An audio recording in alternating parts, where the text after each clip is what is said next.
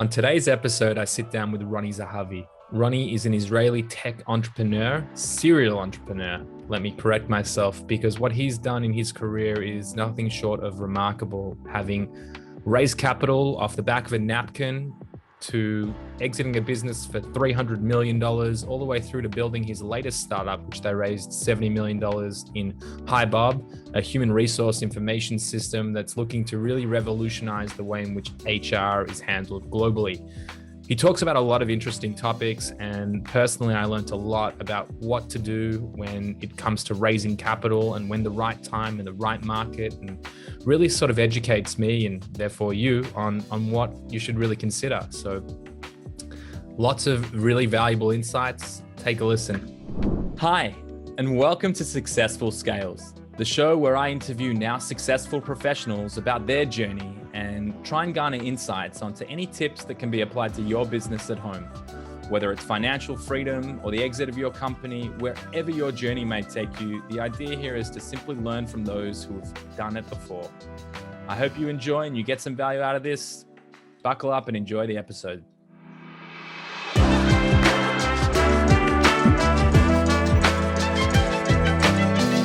Ronni, welcome to another episode of Successful Scales. Hello, Yoni. Great to be here. I've got to say, I've been looking very, very forward to this one. I did, we had a great chat a couple of weeks ago, and I've done my due diligence, and I've got to say that, I was just saying before we jumped on, I don't know what you haven't achieved yet. And so I'm super excited to dig into a whole host of questions as to, what your journey has looked like. But I've gotten to know you a little bit. I'd love you just to give those listening a little bit of insight as to who you are and what you're up to today. But can I just say, when I went to your LinkedIn profile, I don't know if I've had to click more experience, view more experience, and more times. I don't know anyone who's founded, co-founded, CEO, everything, raised money against more companies. So yeah, I just feel very honored to have you here today. And I'd love to hear a little bit about your story. Sure. So let me start. I'm 55 years old. For those who will listen to your podcast next year, I'm talking about 2021. I'm sure they will listen. I'm married with 4 kids and I live in Tel Aviv. I actually have quite different journey than typical Israeli entrepreneurs. I did not graduate 8200 and I'm not an engineer. I actually studied history at the university and then psychological organization psychology.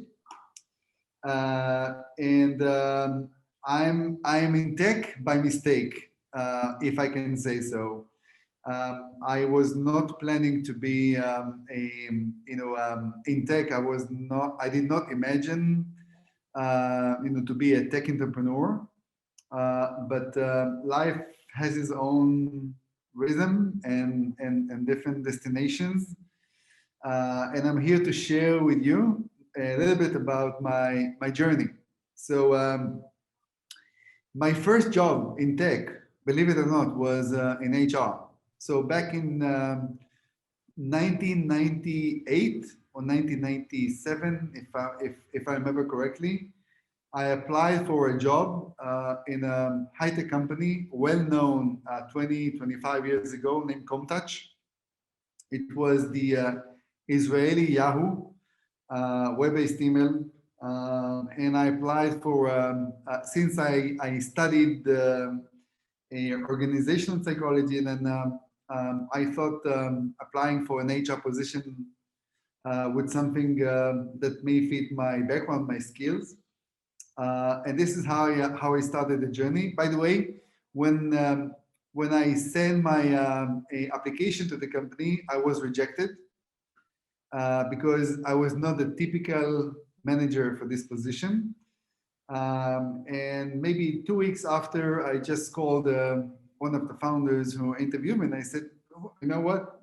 Tell me, why not? And he said, you know what? It didn't work for us with the other candidates. If you're around, come and visit us again. And I went to visit him, and I left the office after 3 hours with a job offer in my hand. So I signed the contract after 3 hours with them. So that was the beginning of my journey with startup. Um, he asked me in the interview, "Do you think you should report to the CEO or to the CFO?" I knew CEO. I was not sure about the F on the CFO. So I said, remember F, to ask somebody afterwards, what does it mean to be to have the F in between? And the rest is history. So I spent about 2 years. It was the crazy days of the bubble in 1999, 2000, as a VP HR of a publicly traded company, HomeTouch. And then I realized that probably, the front seat is always around business. So I thought it would make sense to try my luck in sales or biz dev. And in 2001, just after the big economic crisis, it is important to mention 1999 or 2000. Yep. And it is important to mention 2008, and it is very important to talk about 2021. The turbulence in the tech history. And then I moved to sales. I did the very basic role as a BDR, or and then SDR and BDR. Nobody called it SDR or BDR 20 years ago. Inside sales, yes, and this is how I got into business. And 5 years into this new position, I became VP of Sales and Business for ComTouch, and in 2007, together with my the VP R&D of ComTouch and his chief architect, we decided to build something by ourselves.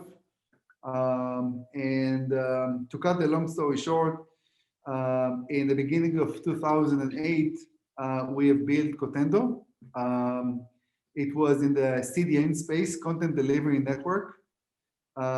It's a true story. We raised capital. It was $3 million seed money from Sequoia on a presentation only. We had nothing. We just came up with an idea, and this is how we raised our seed money, $3 million.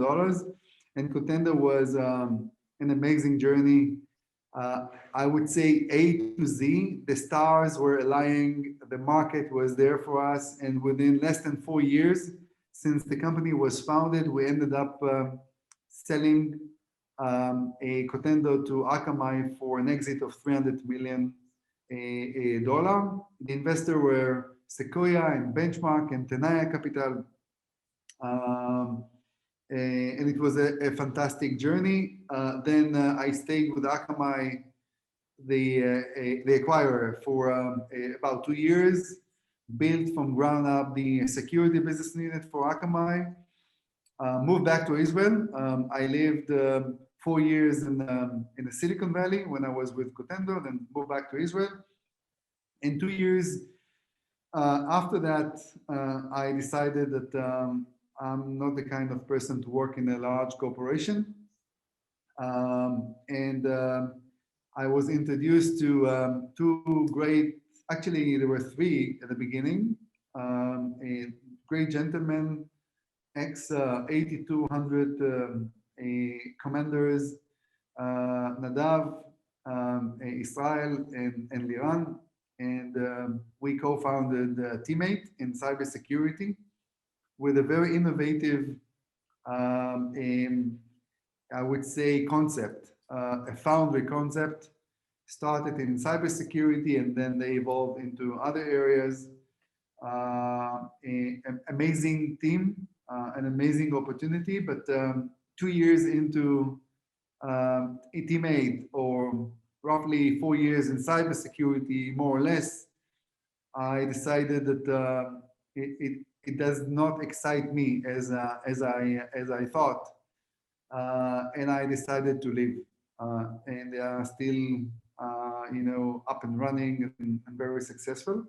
Then I got a phone call from Adam Fisher from Bessemer with a great offer to be entrepreneur in residence for a few months with Bessemer. The arrangement was really cool. You show up on Monday afternoon for a partner call, and you hear amazing entrepreneurs from all over the world presenting their innovative ideas, and then you vote. You like it or you don't like it. I'm like simplifying it. It's like Shark Tank, pretty much. Exactly. So it was really cool. And then I felt that maybe I should try it again. And so you end up forget about the deep, cool water that is waiting for any entrepreneur, and you have to forget it. And then the idea came to build this company, Hibob. Also, interesting story about the name. I was looking at different projects when the company was not even incubated. One was in fintech, another one was in another area. And this specific project today, it's Hibob with more than 1,000 customers. The code name for me on my laptop for this project was Bob. Just to save the name, I was inspired by Oscar Insurance. I really like the idea that companies are naming their business on human name. Mm-hmm. And then we build a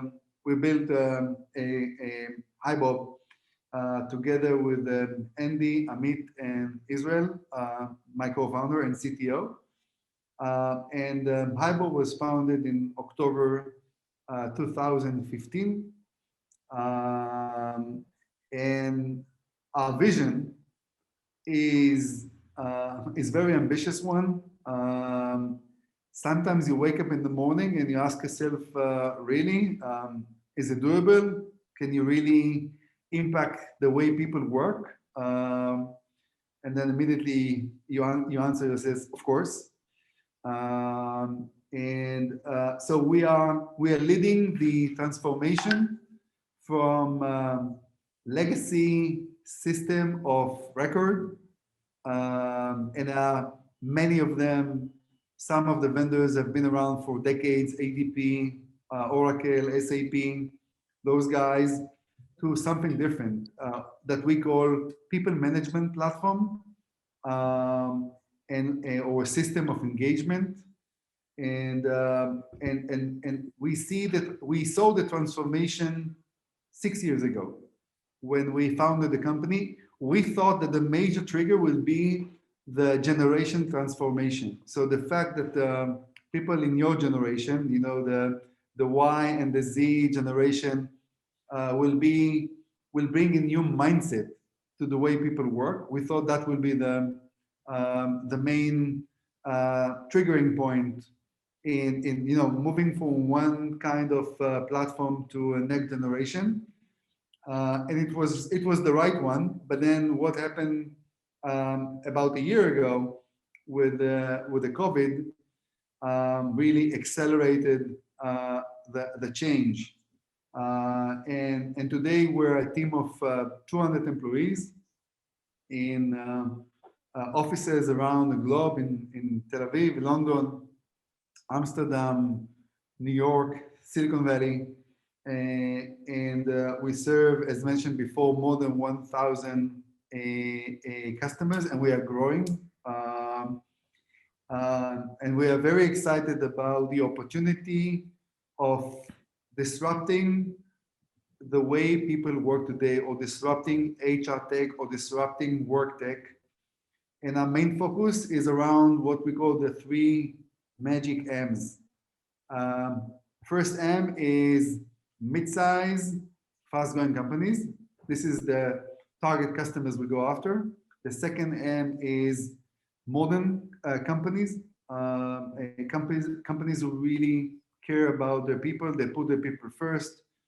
Tech company, media company, and many others. And the third M is multinational, global companies. So that's the North Star of the business today. And we are extremely excited about the opportunity.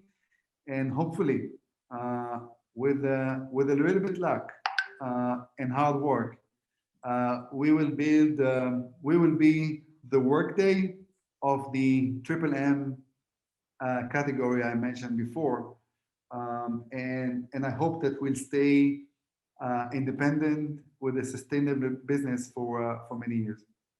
Wow. I mean, just so much to unpack there with your experience. I don't know if you noticed, I was sitting down, writing down a million notes of things that I wanted to come back on. But firstly, wow, what a career to date. And it sounds like you've got a lot more to give, just by hearing the tone in your voice and sort of the passion behind what's driving, solving some of the bigger problems that, even us as a company are facing. And that's how we kind of were even connected in the first place. But I got a few questions for you first about your career before I dive into some of the other things about the business and sort of about the future growth here. But one of the things that was interesting to me was that, you studied a degree in organizational psychology, and you moved from that function to SDR, sales development representative, BDR, business development representative, and you sort of moved your way up. What brought on that shift? Like, what was it moving from one function to the other that piqued your interest?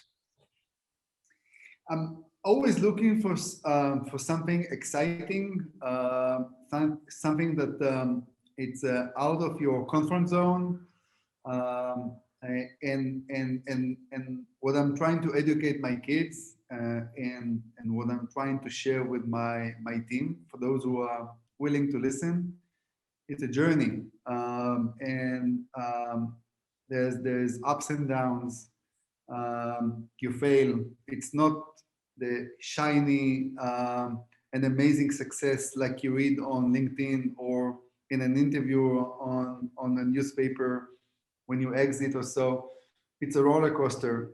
You need to be very strong emotionally about the journey, to be passionate about what you do, and also surround yourself with amazing team. So I think my recipe for my journey is to dare, and to think big, not to be afraid to fail, and be humble with yourself. It's hard because you always believe that you have all the answers for all the questions. The moment you start answering your question, then you have a problem. You have to debate yourself and surround yourself with people who can debate you on decisions you are making. And more than anything else, I think it's about people, and who you partner with. So I'll give an example. I don't have any tech background, and to be a tech entrepreneur, at the end of the day, you have to build technology. So I always partner with the strong tech co-founders. And the arrangement was, you be the CEO of the tech issues and I'll handle the rest. Obviously, it comes with a great trust and chemistry between the partners, and you have to invest in the relationship. But I think the moment you realize what are your advantages and where you are behind, or you're missing, and you surround yourself with with the right people, it's a great recipe for success. I think HR has a lot in selling. You sell positions to candidates, right? And you sell to people. I think it's the same. When you do prospecting as a BDR or SDR, or when you sell to when you sign a big biz dev agreement with a giant, or when you sell your company, you always deal with with people. And so I think it's really the right recipe. And I want to emphasize on people. It's and people equals culture, and it sounds like a buzzword that doesn't have any meaningful meaning in a way. Everybody's using culture, but I'm a great believer in culture. When you make wrong decisions about people, you are basically you are impacting in a negative way in your culture, and the other way around. If you choose the right people, and if as a CEO, as a founder, you know how to pick the right ones, empower them, and also make understand that sometimes you make mistakes and you need to make changes, because it's not science. We all people and we all make mistakes, but to realize that it doesn't work, I think this is an important component.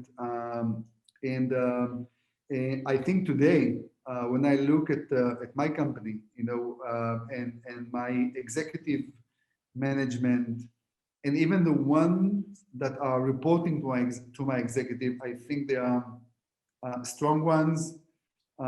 They are extremely motivated and believe in the vision.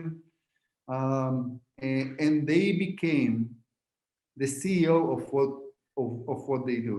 My co-founder is the CEO of technology. My head of customer success, she is the CEO of our customer success. My CRO, he is the CEO, A to Z, and responsible. It's like you run an operation, A to Z. And if you surround yourself with a lot of CEOs, then theoretically, it makes your life much easier and you can scale. I think you've just highlighted some really key points, and these things keep coming up, but I think you've really articulated them beautifully here. And I'm a big believer. It's all about the people. You could have the best piece of technology, the best solution, the best process in the world, but without the right people actually driving those solutions, you don't really have anything to stand by, and you can only achieve so much as an individual. So a question for you: do they have a CEO of CRO and say, or you just define them as CEOs of their domain? Like they just have that level of responsibility on autonomy and trust that, or you're actually calling each of them the CEO of their domain? No, I repeat myself. I mean, you are the CEO of whatever is your agenda. Let's sit together. Let's define our targets. Let's talk about our KPIs. Let's talk about the resources you need to overachieve your targets, and then it's your show. A to B. You run it. You're responsible for it. Of course, I'm with all of them, but I think I'm giving them the empowerment feeling and commitment that it's their show, and they need to outperform in what they do. And I think it works. So far, it works really nicely. Well, yeah. I mean, the businesses that you've built and sold, and I gotta go back a second here. Am I getting this right? You said you went to Sequoia with a presentation deck and received $3 million of investment just off the pitch deck, and it was 2007. Okay. Not like the crazy days today that you get crazy seed money. It was not a lot of money, but enough money to build an infrastructure company. CDN is an infrastructure company, but that's exactly what happened. We have reached out to a partner of Sequoia, Chaim Sadger. He invited us to meet him in Haifa, where he lived. We sat in a coffee shop. We literally draw on papers that we brought from home the idea, and that was it. Yeah, we did two validation conversation with the VP of network operation of Facebook when they were a startup back in the days. Mm-hmm. So he validated that it sounds right, and with maybe another person, and that's it. We when we got the money, we were still working for Comtouch, so we had to wait until we finished with our commitments to Comtouch, which we really love, and we're committed to our previous employer, and then we move and build a Cotendo. Wow. And so wait, so that $3 million investment resulted in a $300 million exit? Is that the company? No, no. So then we did two more rounds. The next one was led by Benchmark, and another round was led by Tenaya. But all in all, I think we raised 36 million. But when we sold the company, we had at that time about 16 million in the bank. So it was a nice return for investors. Wow, amazing. So you actually bring up some really interesting topics for me and for the people that are likely listening. So, if I look at the situation and the whole podcast is all about successful scales, is how to approach growing big businesses. And you've already really touched on some core things like the investing in your people, delegating, giving them that autonomy and that authority to own their space and really take it to that next level. But at what point, I've got a lot of things written down here, but the first thing that springs to mind is, at what point do you make that decision to actually look for an investment? Like, I'm sitting here, so in my position, we've built a business relatively quickly. We'd be, a multi-million-dollar business today, starting at less than 18 months ago, and we'd be profitable. And, I always want to push and I want to go further. So at what point do you make that decision that, it's the right time to look for seed capital? It's not. How do you approach that? Like, what would be like the steps? It's a great question, and let me go one step back to answer your specific question about raising capital. I think, in my experience, there are three major criteria that you need to ask yourself in a very honest way. So you have to ask hard questions and be open to hear if it's not working, or at least hear other opinions. And the criteria are as follows. Number one is, how big is the market that you are planning to enter? If it's a small market with tens of millions of dollars, then it's a big challenge. Why it's a challenge? Versus a huge market of 10, 20, 50 billion dollar market.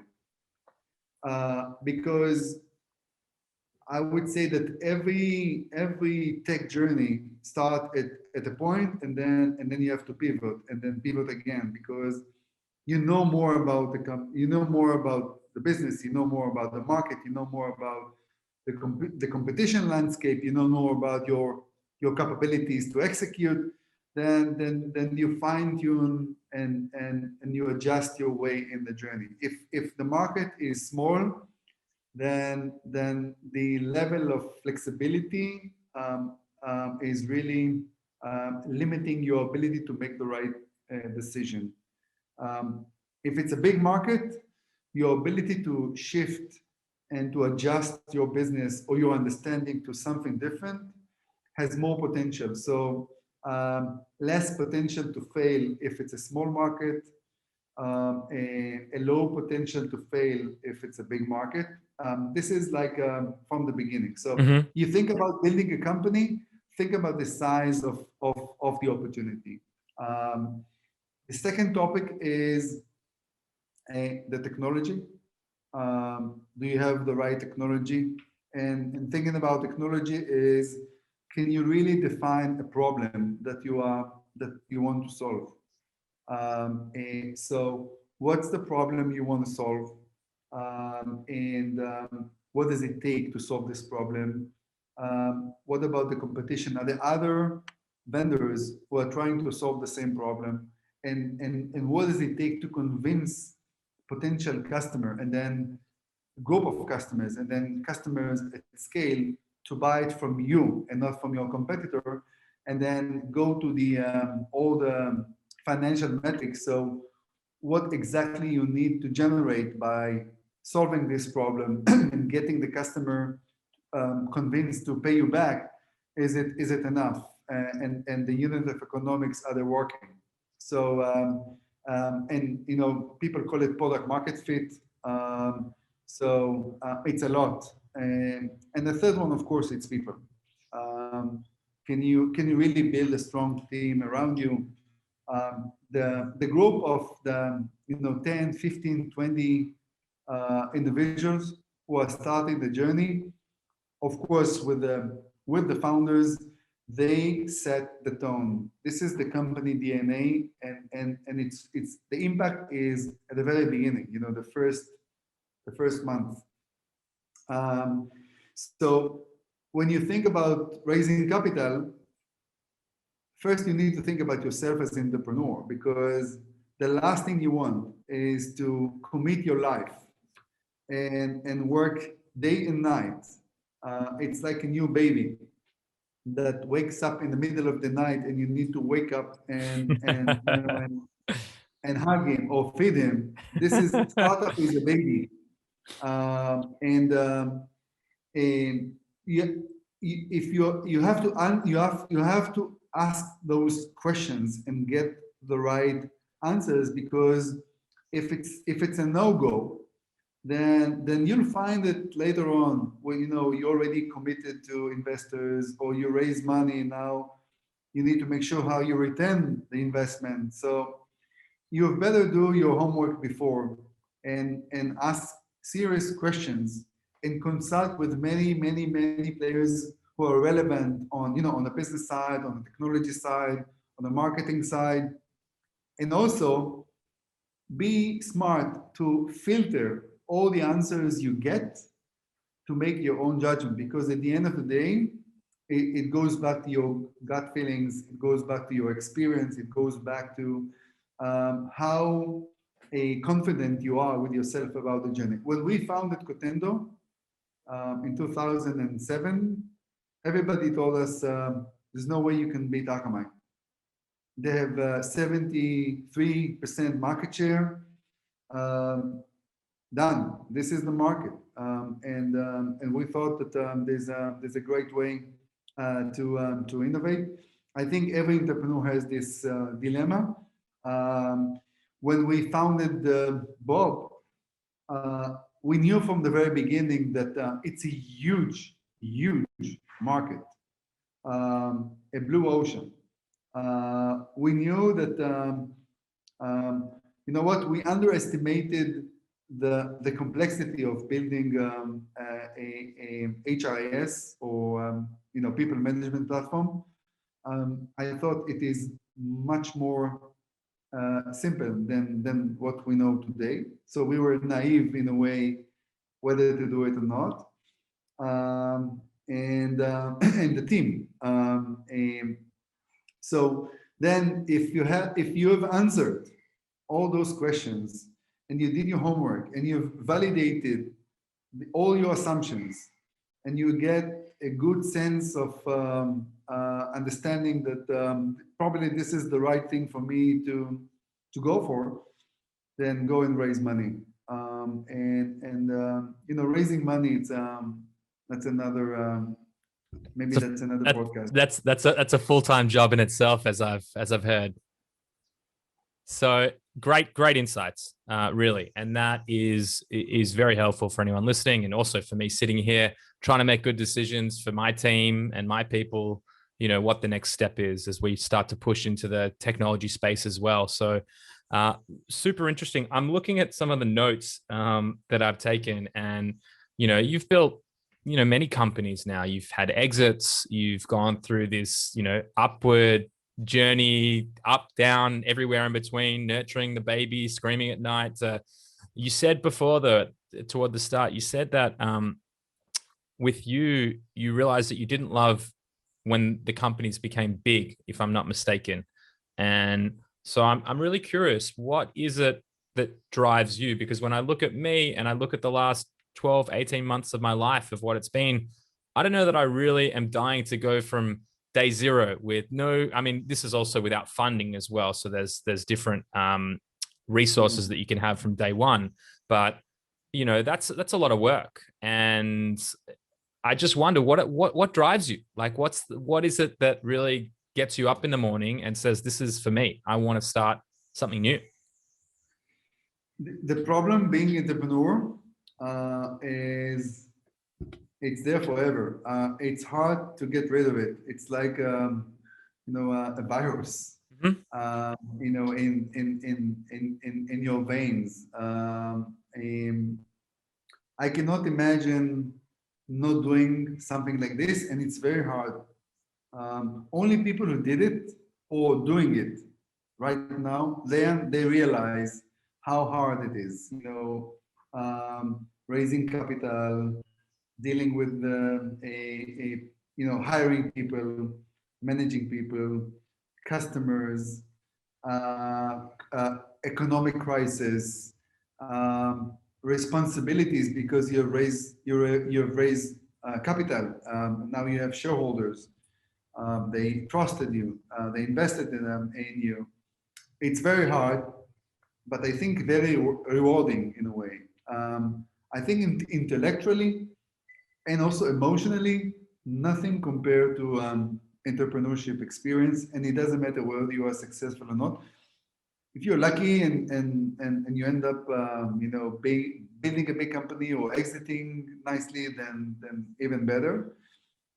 That's why you see many, and you will see many repeated entrepreneurs. They want to do it again, and in many cases they come up with a bigger ambition, and they are even more motivated than before. So my wife asked me, so if Hibob is exiting tomorrow, will you do another one? So my immediate answer is no. I had enough. I want to, get to the beach and read books or listen to music or spend more time with my kids. And maybe 5 minutes after, you say you have so many ideas of why don't we do A or B or C, different ideas. So I'm sure I will find myself again in this I would say never-ending loop. And in Israel it's very interesting because there's a very interesting new generation of young entrepreneurs. They are doing it in their early 30s, so they have chances to do it maybe 2, 3, 4 times more in their career. And think about the DNA. So if you did a good job and you hired talented people, then they understand that it's doable. Build a company, or they're inspired by you or by others, or they understand that they are ready to take the risk, and then from each company, with a big success or even with no success, you are sitting the ground with more entrepreneurs. Mm-hmm. The ex-VP product or the ex-VP of engineering or the ex a director of business development, and they're all trying their luck to do it. This is, I think, one of the reasons why the Israeli tech industry is absolutely flourishing, because it becomes part of life. There are only 300,000 people in the tech industry in Israel. That's the total number as of end of 2022. And I believe that the number of entrepreneurs, those who are willing to take the risk, is growing every year, regardless if they are successful or not. Yeah, and I think I mean, I'm sure you'd probably have the insights here, but if I'm not mistaken, Tel Aviv was the most funded city in the world last year. It was something like 20, I'm going to say 20 billion, but I could be making that up. The number could be wrong, but I'm pretty confident that Tel Aviv was the most funded city in the world last year. Yeah, I can see it, and this, but there are tech hubs all over. Helsinki is crazy. A Stockholm in Sweden, a Tallinn, Estonia, Denmark, Paris, Amsterdam, of course, London, of course, just name cities in North America. And yeah, the future is technology, no doubt. And so with your team, it sounds like this is the second time that you've gone again with the same two co-founders. Is that right? Or am I making that No, up? no, no. My two co-founders from Cotendo, one of them founded his own company, successful company, and another one stayed with Akamai. Got it. So I mean, while I'm going on this journey and I'm learning, and I couldn't agree with you more. I think that's one of the things that I've learned pretty quickly is that it's all about your people. And when I look at my senior management team right now, I couldn't imagine starting another business without them. Like I feel like my whole journey now, and hopefully they feel the same way, right? But my whole journey now is just the job of the CEO is to collect the best people and to get them motivated and to bring them onto the next project and the next project. And I just wonder, is that when you're starting the next business, when you're growing to the next one, are you bringing the same people, the same DNA, the same culture? Like, how do you approach that? Or is it all brand new journey? So in my experience, it was completely brand new journey. And pros and cons, of course. I think the pros are, I mean, doing it with a new team is you clean the legacy, you clean the past. What was right or wrong then belongs to the past. That's it. It's a new chapter, and it's much easier to roll it out. And bear in mind that even as a CEO or entrepreneur, you're in a different position. So when you move to one company to another company, you gain your own experience. So people that may look to you like the ultimate fit in your previous company may not be the right ones for your next one, especially if you are moving to different industries or different go-to-market. On the other hand, there's a lot of positions that if you ask me today, I cannot imagine myself not doing it again. With your CFO, with your CTO, you build the trust. We are working together 5 years, so it's trust and also the synergy, what each individual brings to the table. So I'm not sure I have a clear answer on whether it's right or wrong. And I've seen a co-founders, teams doing it again and again and again as a team. And I've seen teams that were falling apart and then rebuilt in different format. As long as you choose the right one, and there is a synergy and you complement each other, it's the right thing, and it takes time to build the trust and the relationship between founders. And I would never recommend somebody to do this journey by yourself. It's startup, it's about co-founders, not founder. Yeah, I couldn't agree more. I learned, I would say I learned the semi-hard way going down that journey. I realized pretty quickly on building an agency and it was going great. It's, to not have someone to bounce ideas off, to not have someone on that journey with you. It can be pretty isolating anyway, even with a co-founder. You're slugging it out, the long hours, the hard work, and trying to put on a brave face and go through it. But yeah, to do it alone, yeah, that's honestly that's always been my recommendation too. And I also think as well, like having those complementary skills. I'm far from good at everything. I'm pretty terrible at a lot of things. But there's a couple of things that I do well. And I would say with my co-founder and my founding team, they're superstars. They're the real stars of the show here. And they're the ones that are actually making things happen. And, just to your point, I think that's great advice and something that I would never go it alone again. Never. No. Well, it's been amazing having you. Before I let you go, you just have so much experience and you've really been there and done that. And it's been amazing just being able to pick your brain and ask you some questions about, different aspects of the journey. But putting you on the spot here, but if you did have any advice for aspiring entrepreneurs, people looking to get into tech along their journey, wherever they may sit, is there anything that sort of rings true for you? So I think it's my belief about life.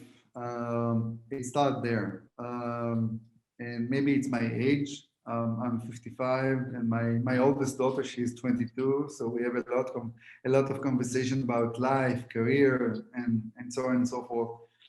You only live once, and try to do your best and enjoy what you do. And specifically when you think about starting up something, tech company or whatever,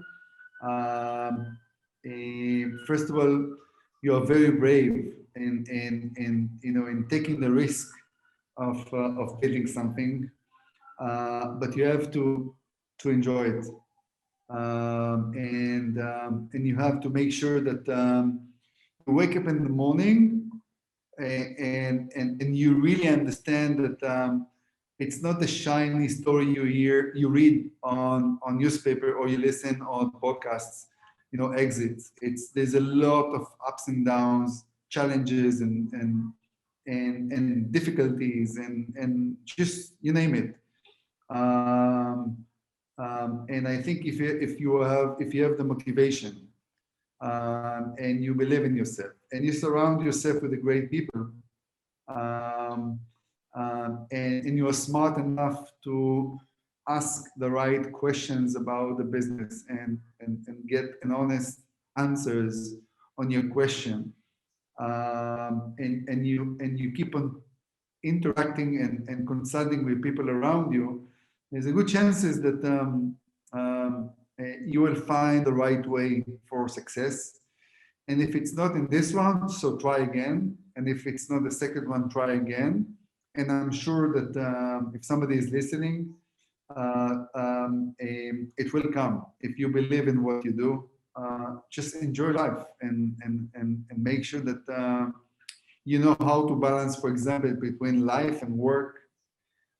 Don't forget, get married if you want, children if you want, and balance yourself. And I wish all your audience great success. And I hope I was inspiring in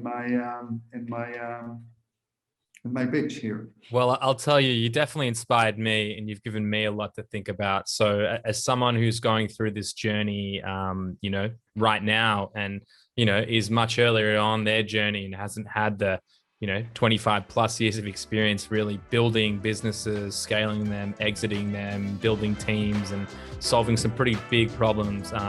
It's been amazing having you. I feel like I've learned a lot and I'm sure that those listening will definitely appreciate a lot of the advice you've given. So yeah, thank you so much again for your time. It's been an absolute honor and a pleasure hosting you. Thank you, Ronni. Look forward to meeting you in person. Absolutely. Well, once this pandemic is over and I've had the second chisun, maybe we can go for a coffee. Sure. Thank you. Thank you very much. Bye.